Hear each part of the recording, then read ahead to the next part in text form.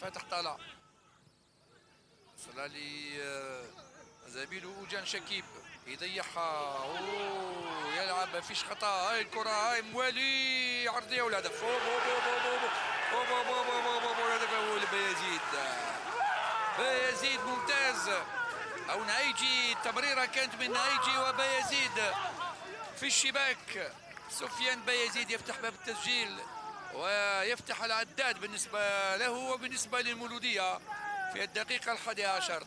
المولودية هدف، نجم بن عكنون 0.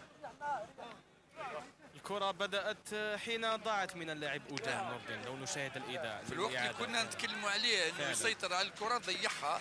الحكم كان قريب جدا من الخطأ، كان طلب مخالفة وما فيش خطأ. يقول الحكم هاي الإعادة هنا ضيعها. يرفع راسه